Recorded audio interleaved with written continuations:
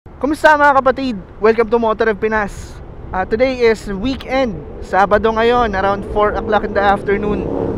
And ngayong araw na to, papunta tayo dito sa Angono, Rizal. Just to unwind. Siguro, tingnan natin kung abutan natin yung sunset. But today, our goal is pupunta tayo dito sa Kape Hingahan, dito sa Angono, Rizal. So tingnan natin kung anong masasaksihan natin doon. Actually, first time ko pumunta ron. And let's hope na maganda panahon. Medyo makulimlim ngayon. We have 1 hour and 30 minutes papunta doon. So samahan nyo kami mga kapatid.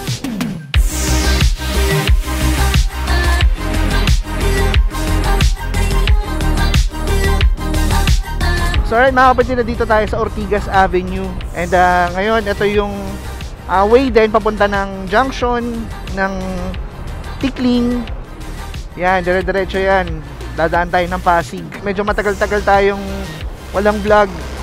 Our last vlog was yung break-in episode ng Honda PCX 160 New Colors, no? And medyo naging busy rin tayo sa trabaho. Tuloy-tuloy yung ating mga coverages and ang ating edit para sa ating main work para sa auto review and sa Channel 4. So ngayon, like what I said, it's past 4 PM. Yun nga lang, ang disadvantage, medyo traffic na ngayon. And alam ko yung mga pupuntahan pa namin like Pasig, papunta ng mga Angono, yan, bungad yan, traffic yan. Ina-expect ko na yan. Pero sa biyaheng 1 hour and 24 minutes, not bad. Kaya na rin. Buti na lang komportable itong PCX 160 natin. Hopefully, hindi tayo masyadong mahirapan papunta ron.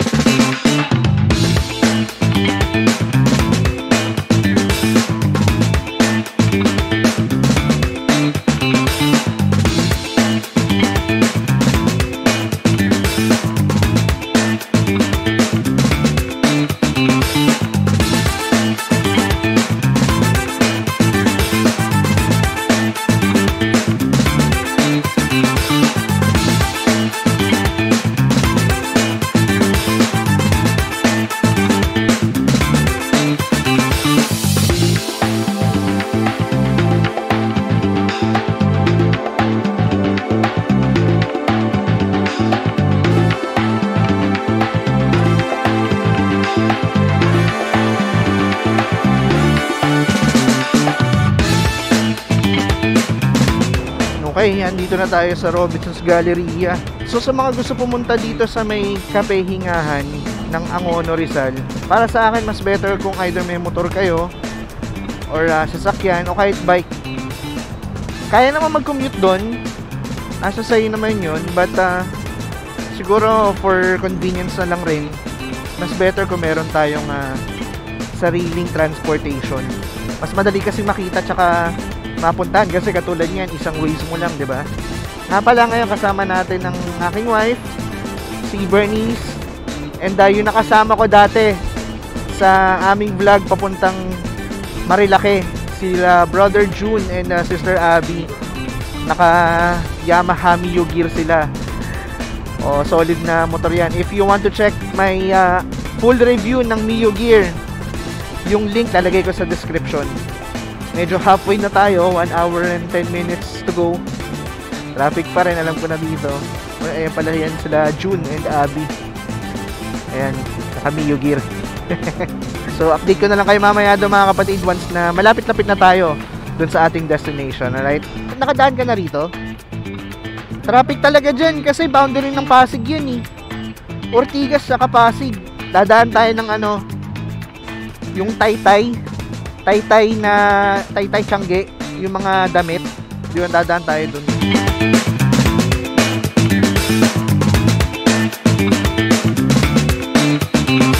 Eto mga kapatid, Pasig na tayo. Ganun pa rin flow ng traffic dito. Pero actually kapag umuwi kami galing Antipolo o kaya kahit papunta, siguro mga around 11 or 10:30 in the evening, walang ka-traffic dito, ang luwag. So Quezon City pa kami, Laloma. Mula Antipolo, Upper Antipolo, shopwise papunta ng Laloma, nararating ko yan ng less than an hour. Pero since ngayon, syempre, rush hour tapos weekend pa, alam mo na. Actually, no, yung pupuntahan natin, parang tambayan na rin yun ng mga bikers and riders. Although yung mga naka 4 wheels, pinupunta na naman, pero bihira. More on mga riders and bikers na pumupunta ron. Nakita ko naman yung mga pagkain nila doon, medyo budget friendly na rin. Hindi mo siya mapag-compare sa mga pagkain o nabibili dito sa Manila o kahit dito sa mga Antipolo, ganyan. Kasi ang binabayaran mo din kasi doon yung place, diba? Yun nga rin, hindi ko rin maintindihan minsan yung mga establishment sa mga ganyang overlooking na lugar, yung mga alam mo kita yung Laguna de Bay o kahit yung mga Tagaytay, Baguio, hindi ko alam bakit yung mga food nila, kahit na alam mo mukhang budget friendly yung place, tapos pag nakita mo yung menu, hindi ganun ka budget friendly. Andun na tayo siguro, sabi nila is binabayaran mo doon is yung lugar, yung tanawin, di ba? Yun siguro yung binabayaran nila. But para sa akin, mas tatangkiligin sila or mas madali silang tangkilikin ng mga riders, bikers o kahit na ano pang community kung siguro talaga magiging fair price din. Although yung iba fair price naman magtinda, pero may mga nakikita kasi ako na shop or mga kahit mga coffee owners or coffee shop na para sa akin hindi bagay o hindi akma yung presyo para dun sa place na yun, diba? So ito, titingnan natin. Nakita ko naman yung menu nila, okay naman, pero pwede ka rin magdala ng sarili mo pagkain. That's why meron kaming sandwich, meron kaming konting inumin para just in case medyo kapusin, diba? Wala rin naman atang tumatanggap na credit card doon. More on cash lang ata doon, tsaka Gcash. So let's see mga kapatid kung anong meron doon sa lugar na yon, dito sa Cafe Hingahan, Angono, Rizal.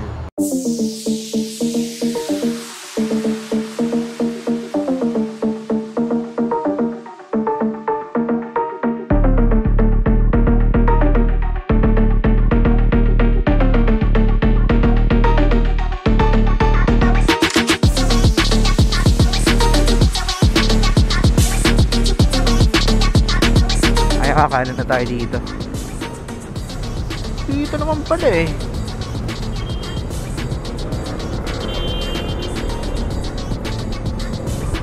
mga nagka-counterflow. I want more of you, God. Oh, I want more of you, God. Set a fire down in my soul, and I can't contain, can't control. So okay, after a couple of minutes, still nandito pa rin tayo sa Cainta. Ang laki-laki ng Cainta. Ayan, Governor Inares and Congressman Duavit. Such a nice name.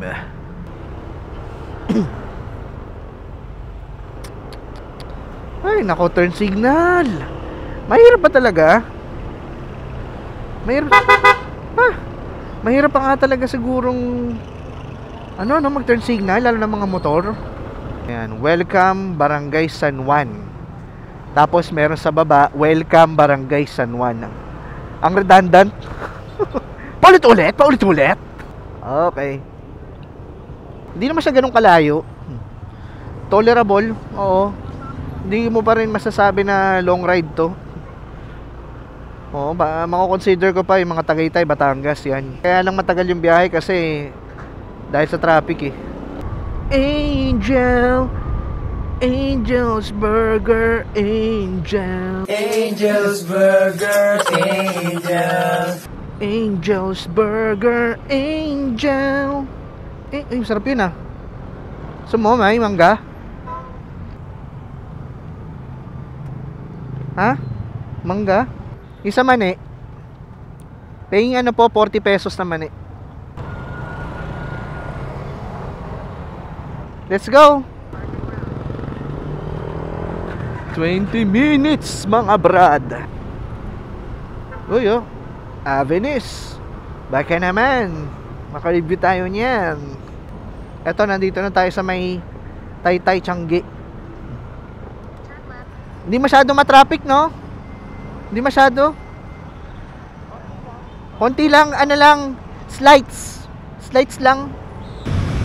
Ito, Taytay Changi. Club Manila East, Taytay, Rizal. So dito mga kapatid, ang Angono na to, no? And ito na, malapit na tayo. In 140 meters, we will turn left. Papasok ng Botong Francisco Avenue. Dire-diretso na yan.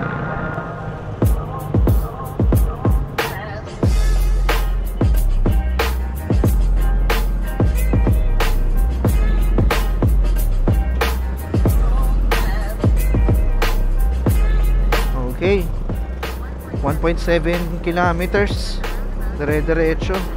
Let's go. Sino may sabing hindi kaya na PCX sa mga tatarik? Basic, oh.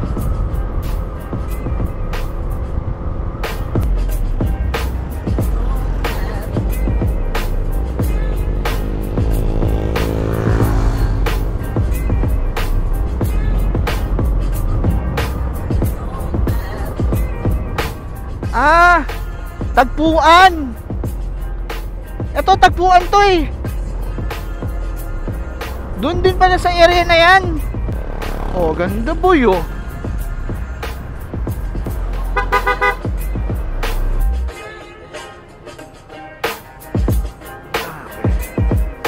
Buisit, ayoko napuputikan to eh.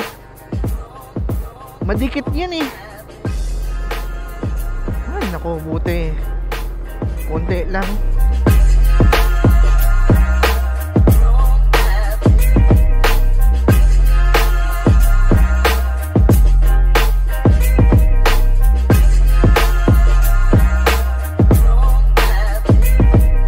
Tarik pala dito.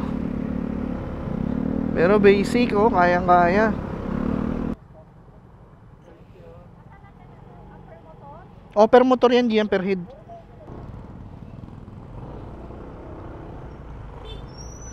Ay, may bayad pala, 10 piso. Ganda, puro talahi ba?